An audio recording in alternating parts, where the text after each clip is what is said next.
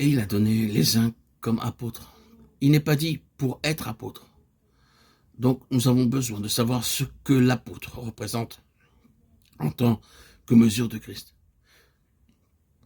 Quelle est sa valeur en amenant la plénitude de Christ par le moyen du corps, l'Église, l'homme céleste, corporatif? Il est impressionnant de constater que l'apôtre tient la première place à cause de la valeur qui lui est associée. Que sont les apôtres? Il y a un mot qui exprime ce que représentent les apôtres. Et ce mot est autorité. L'autorité vient en premier. Nous savons que grammaticalement parlant, ce mot signifie un envoyé. Mais pour voir sa signification, regardez encore dans la parole de Dieu.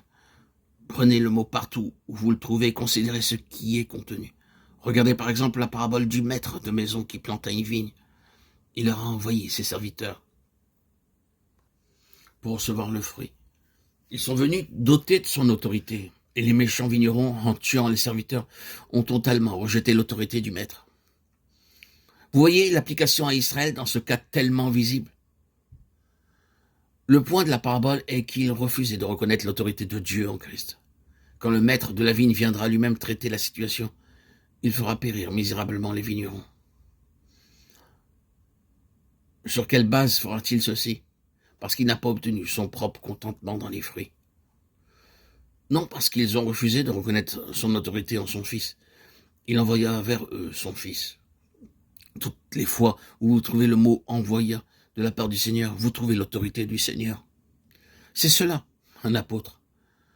Tandis que vous considérez avec soin la question de l'apostolat, vous constaterez que tout ce qui a constitué un apôtre représentait ce qui contribuait à l'autorité.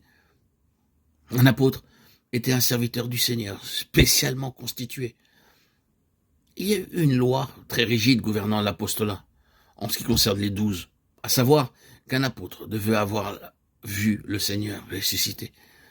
Il ne pouvait pas être apôtre si le Seigneur ne lui était pas apparu, car il n'avait pas eu une connaissance de première main du Seigneur ressuscité. Cette connaissance de première main du Seigneur ressuscité l'investissait d'une autorité. Il s'agissait du fait que le Seigneur lui-même lui était apparu. Si vous allez à la lettre aux Hébreux, vous constaterez qu'il est parlé du Seigneur Jésus comme l'apôtre et le souverain sacrificateur de Dieu.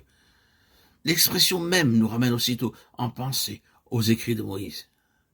Et nous remarquons combien elle allie ce que Dieu a respectivement présenté en Moïse et en Aaron. Moïse en tant qu'apôtre et Aaron en tant que souverain sacrificateur représentent deux aspects du Seigneur Jésus. Moïse représente l'autorité. Moïse a représenté l'autorité de Dieu depuis le début jusqu'à la fin de l'utilisation de Moïse par Dieu. La verge qui était celle de Moïse devint celle de Dieu. Et par cette verge, l'autorité de Dieu était déployée. Il était tellement investi de l'autorité de Dieu que Dieu put lui dire concernant Aaron, « Tu tiendras pour lui la place de Dieu. » Exode 4,16. Nous voyons plus tard comment cela a œuvré.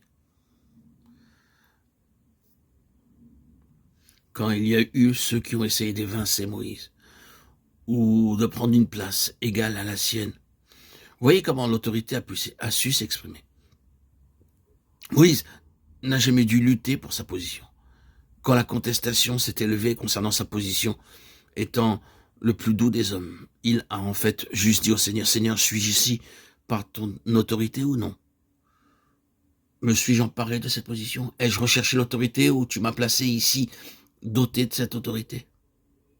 Je compte sur toi pour faire savoir si ma position relève de ma propre initiative ou de ta nomination. » Le Seigneur a convoqué le peuple à l'entrée du tabernacle et a défendu la cause de Moïse. Et vous savez ce qui arriva?